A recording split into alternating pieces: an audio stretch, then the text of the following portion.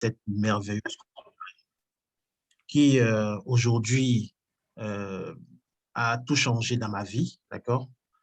Je faisais quoi? Je faisais de l'agriculture, en quelque sorte. D'abord, je suis un marketeur. J'ai fait le marketing comme formation académique. Ensuite, j'ai appris sur le tas, donc des formations autodidactes qui m'a finalement permis de me retrouver dans l'agriculture. J'avais des hectares de production. Je faisais de la production agricole en quelque sorte. Alors, j'ai fait une année, 2 années, 3 années dans ce système parce que, en fait, très tôt, moi, j'avais déjà compris que l'université, euh, enfin, tout le cadre, enfin, le cursus scolaire que nous connaissons, en fait, c'était pas pour moi. Fini, m'asseoir dans un bureau, non, c'était pas ça mon objectif. Je l'avais compris tôt. Alors, tout ce que je voulais, c'était être indépendant. Voilà, parce que j'avais compris que je pouvais disposer de mon temps et je pourrais naturellement atteindre cette liberté que je cherchais au lieu de me contenter du peu qu'on pouvait me donner comme salaire. Moi, je l'appelle salaire, si vous voyez un peu ce que je veux dire. Et là, je me suis lancé dans l'entrepreneuriat et j'ai commencé tout de suite par l'agronomie. Voilà, je me suis intéressé à ce secteur. J'ai appris sur le tas, j'ai fait des formations, 2 mois, 3 mois, 4 mois, 5 mois, 6 mois. Je me suis lancé dans des cultures. J'avais des gros clients qui achetaient, je faisais des hectares de production, des productions maraîchères et tout. Les deux premières années, ça m'a plutôt marché, oui, oui. Ça a pris un peu, bon, pas totalement ça, mais c'était quand même mieux, c'est pas mal. Je vous assure que les autres années par la suite, c'était du fiasco total. Je me suis retrouvé avec une énorme dette. Vous n'imagerez même pas. Alors, je ne savais plus comment m'en sortir parce qu'il y avait des banques qui m'ont accompagné, il y avait des structures de microfinance, il y avait pas mal de partenaires qui m'avaient accompagné. Et là, qu'est-ce qu'il fallait faire? Les banques, vous savez, hein, les banques ils n'ont pas, ils n'ont pas de pitié, en quelque sorte. Hein. Eux, ils veulent juste rentrer en possession de leur argent et tout. Là, je ne savais plus quoi faire. Et je peux vous assurer que les dettes m'ont tellement enfoncé que même la valeur des parcelles que j'avais ne pouvait même pas me permettre de pouvoir effacer toutes les dettes. Malgré que j'ai vendu tout ce que j'avais comme terre, euh, presque tous les biens que j'avais, écoutez, je n'ai pas pu éponger en fait toute la dette que j'avais.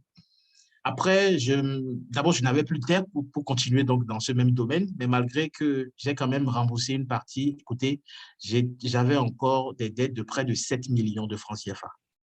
Là, je me retrouve sans rien.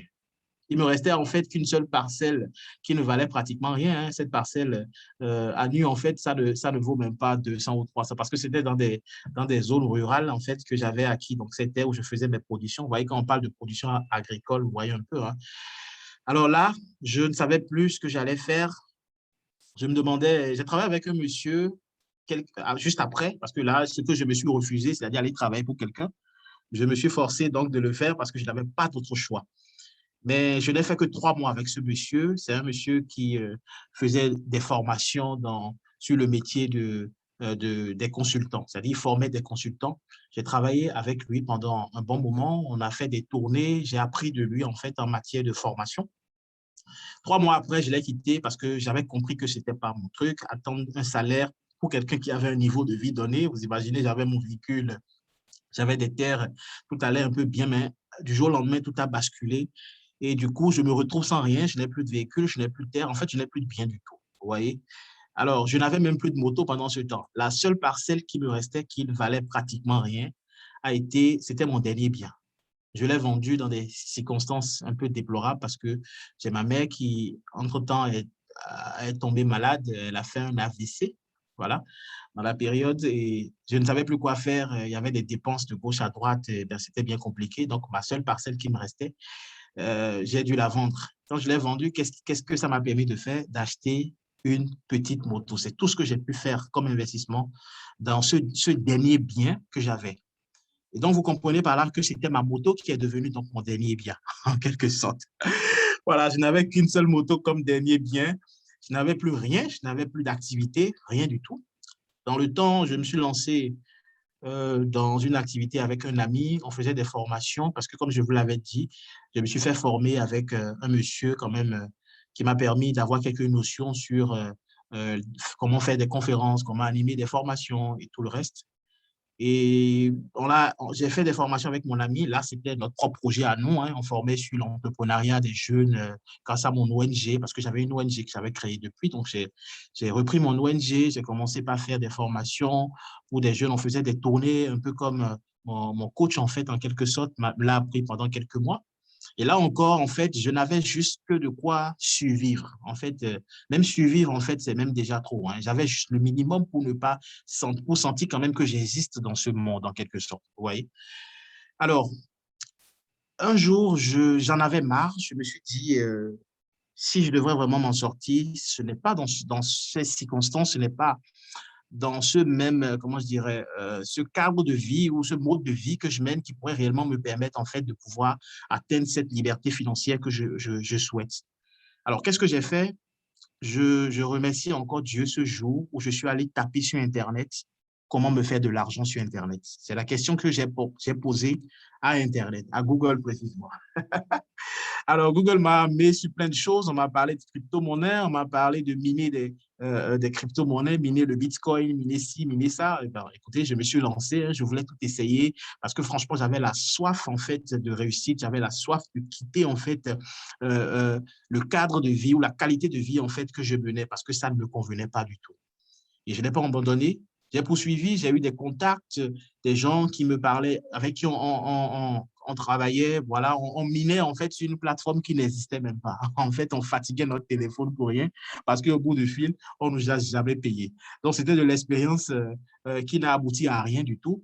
Mais quoi qu'il en soit, le fait que j'ai tapé cela ce jour, ça m'a permis d'avoir des relations, ça m'a permis de rencontrer des personnes qui faisaient pratiquement la même chose, c'est-à-dire qui travaillaient sur Internet, qui cherchaient quand même à atteindre une certaine liberté financière avec l'Internet.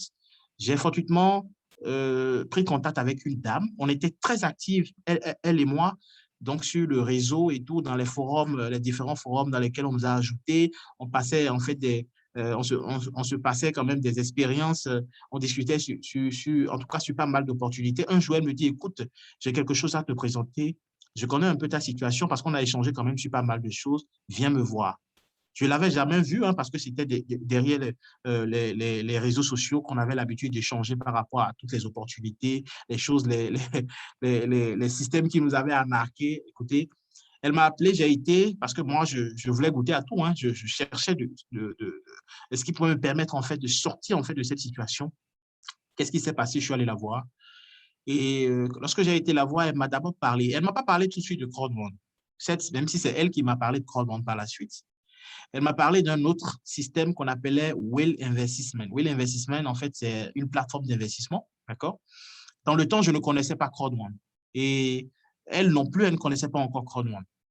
Donc, on a expérimenté Will Investment. Je vous assure, j'ai drainé du monde dans Will Investment. J'ai mis des gens, j'ai mis des connaissances, j'ai mis, écoutez, voilà, on n'a pas besoin de beaucoup de choses. C'est vrai que ce système d'investissement dans le temps, c'est vrai que là aussi, on ne promettait pas des retours sur investissement, mais il fallait aussi travailler pour gagner. Mais ce n'était pas facile. Franchement, derrière, c'était toute une arnaque bien organisée parce que avant d'arriver à rentrer en possession de ces sous, vous n'imaginez même pas quel travail il vous faut, hein.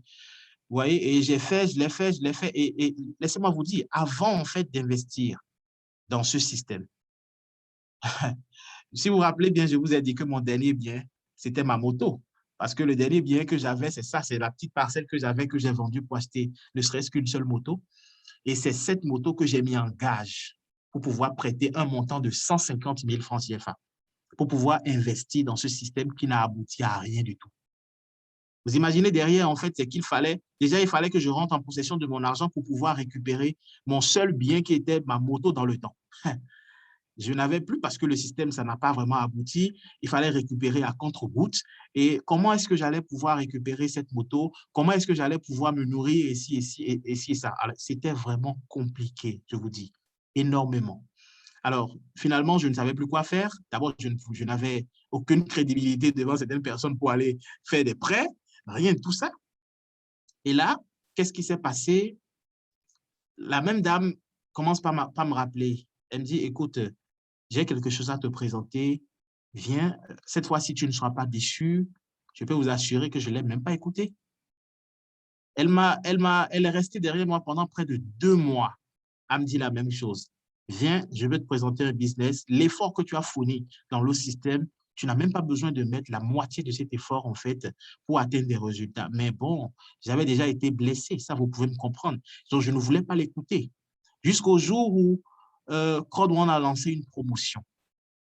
Et je pense que c'était le dernier jour de la toute première promotion que Crowd One avait lancée. Cette même dame me dit, écoute, Silver, OK, je t'active moi-même un pack. Voilà.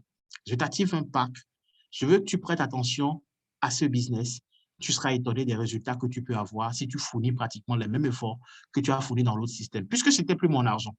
Parce que moi, dans ce temps, j'avais toujours ma moto quelque part et là, j'étais à pied, en fait, si vous comprenez. Quelqu'un qui avait un véhicule, quelqu'un qui était quand même dans une certaine situation plus ou moins aisée, mais qui, du jour au lendemain, se retrouve totalement fauché et endetté. Alors, elle m'a envoyé, elle m'a activé mon pack et ça, je lui en serai reconnaissant éternellement. Elle a activé mon pack, elle dit, Sylvain, tiens, voilà, envoie-moi tes informations, je t'active ton compte, accorde un peu d'intérêt et tu verras ce que je suis en train de te dire. Et lorsqu'elle m'a activé mon pack, je me suis dit, OK, elle a été assez généreuse pour le faire, alors je vais quand même essayer de comprendre un peu de quoi il s'agit. Et je peux vous assurer, elle m'a mis en contact avec un jeune qui est son parrain. Ce jeune aujourd'hui, qui est mon grand parrain à moi, il s'appelle Mermoz Goussi, un jeune de 21 ans, qui aujourd'hui est directeur 2 étoiles à Crowd One, d'accord? Ce jeune, dans le temps, il était à peine coordinateur 1 étoile, je crois, à peine coordinateur 1 étoile, comme moi je l'ai connu. Elle m'a mis en contact avec ce jeune, parce qu'elle aussi, dans le temps, elle venait à peine de s'inscrire et elle ne maîtrisait pas grand-chose. Alors, j'ai dit à ce jeune, écoute, voilà, on m'a mis dans votre système, j'aimerais bien comprendre comment ça se passe. Lui également, qu'est-ce qu'il a fait? Il m'a il m'a envoyé 2 petites vidéos déjà pour commencer. Il dit, écoute, tiens, suis ces vidéos et tu pourras avoir une idée. D'abord, une vidéo de présentation et d'autres vidéos de quelques personnes qui, quand même, s'étaient bien défendues dans le système. Quand j'ai suivi cette vidéo, je l'ai appelé ma marraine pour lui dire, en fait, tout ce qu'il fallait faire, c'était de m'envoyer ces vidéos. Et je te promets que peut-être que moi-même, s'il fallait trouver encore quelque chose à mettre en gage pour aller prêter de l'argent, je l'aurais fait depuis. Écoutez, c'est comme ça, j'ai pris Crowd One, j'ai dit à ce jeune, si effectivement, tout ce que je viens d'entendre, ça se passe exactement comme ça, moi, je vais exploser dans ce business parce que c'est ce dont j'avais besoin. C'est ce que je voulais. Alors, rapidement, il m'a dit, il y a une présentation ce soir en ligne, je t'envoie le lien, viens suivre cette présentation. Et j'ai contacté des personnes que j'avais mis dans d'autres systèmes. Je peux vous assurer, hein, je me suis fait laminer correctement d'insultes. Ah non, voilà, tu nous ramènes encore quelque chose. Voici, voilà, écoute, personne ne voulait m'écouter en fait. Mais qu'est-ce qui s'est passé par la suite? Il y avait quand même quelques personnes qui sont venues, malgré tout. J'avais réussi à amener 14 personnes qui ont suivi avec moi la présentation. C'est-à-dire, le même jour, je devais suivre ma toute première personne. Je suis venu avec 14 personnes qui ont suivi la présentation. Alors, c'était Laurent Vergniaud. Je ne sais pas si bon, beaucoup de membres, peut-être les nouveaux membres ne le connaissent pas. Laurent Vergniaud, qui est donc le parrain de Mermoz, qui avait présenté ce jour. Alors, ce même soir, j'ai eu une personne qui a activé son pack. Et puisqu'on parle, Adélaïde venait tout à l'heure de présenter le bonus de peur de perdre, où avec 4 personnes, vous arrivez à récupérer votre mise, en fait. Ça s'est passé exactement comme ça. 14 jours, j'ai réussi à avoir les 4 personnes. Parce que déjà, le premier jour où j'ai amené 14 personnes qui ont suivi cette présentation, une personne s'est inscrite le même soir. Le même soir, à la fin de la présentation, une personne s'est inscrite automatiquement. Et le lendemain, j'ai eu 2 autres personnes qui ont fait leur inscription. Et avant les 14 jours, j'ai eu la 4e personne. J'ai récupéré mon investissement. Et retenez bien, hein, c'est cet investissement qui m'a d'ailleurs permis d'aller récupérer cette moto que j'avais mis en gage et que je ne savais absolument pas comment faire en fait pour la récupérer. Sans Crowd One, je suis sûr que c'était pas évident en fait que dans cette période, je pouvais arriver en fait à l'avoir facilement.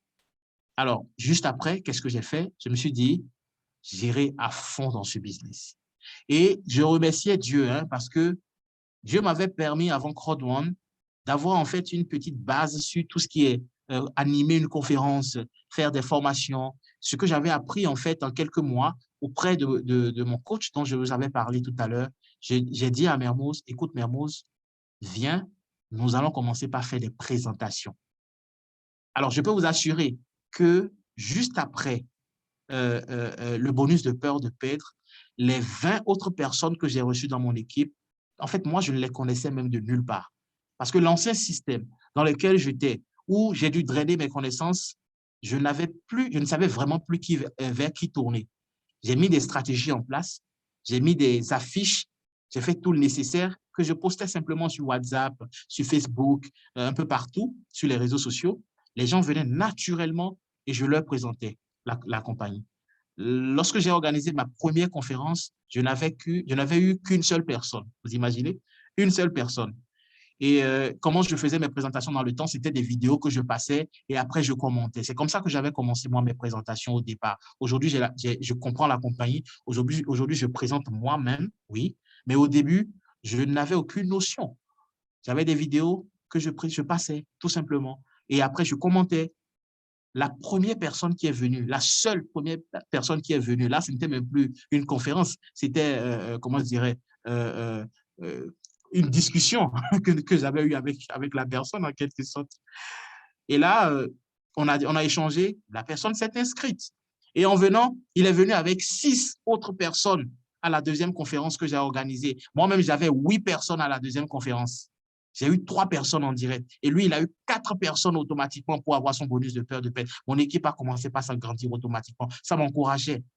Je vous assure, en moins de 3 mois, j'ai remboursé ma dette de plus de 7 millions et j'ai acheté un véhicule. Ah oui, Crowd One a littéralement changé ma vie. Aujourd'hui, je me retrouve à être manager 3 étoiles avec près de 50 000 euros. Je suis pratiquement à 48 300 et quelques euros de bonus total gagné. C'est-à-dire ce que j'ai gagné au total donc, dans cette compagnie. Bientôt, je suis sur le point de passer à directeur. Et Adelaide venait de vous l'expliquer. Lorsque vous êtes directeur, en plus, le bonus résiduel est tellement intéressant. Le minimum que vous avez, c'est entre 600 et 650 euros tous les mois. Tous les mois. Et cela ne dépend plus des activations, qu'il y ait des activations dans votre équipe ou pas. Tous les mois, vous avez un résiduel, un bonus mensuel. C'est vraiment fantastique. Et aujourd'hui, je ne vois pas quelle compagnie, en fait, qui pourrait réellement me permettre d'atteindre ce résultat. Voilà. Alors, chers amis, ce soir, j'ai juste voulu partager mon histoire avec vous pour vous dire simplement que tout est possible. Si nous, on a pu le faire, vous également, vous pouvez le faire. Ce n'est pas compliqué du tout. Il faut simplement vous accepter de vous rendre coachable, de vous rendre assez enseignable. Nous avons un parcours, nous avons une expérience. Nous savons exactement par A plus B, par où est-ce que vous devez passer pour atteindre le résultat. Tout ce que vous avez à faire, c'est de vous inscrire et de ne pas vous déconnecter en fait du réseau. Voilà. Merci beaucoup. Je pourrais toutefois revenir s'il y a des questions. Je pourrais peut-être aider Adelaide à vous répondre. Je suis encore là. Je vais passer le micro à d'autres personnes. Waouh, waouh, waouh, waouh. Je vais juste arrêter l'enregistrement comme ça, c'est pas trop long parce que quand c'est trop long, après, c'est plus compliqué.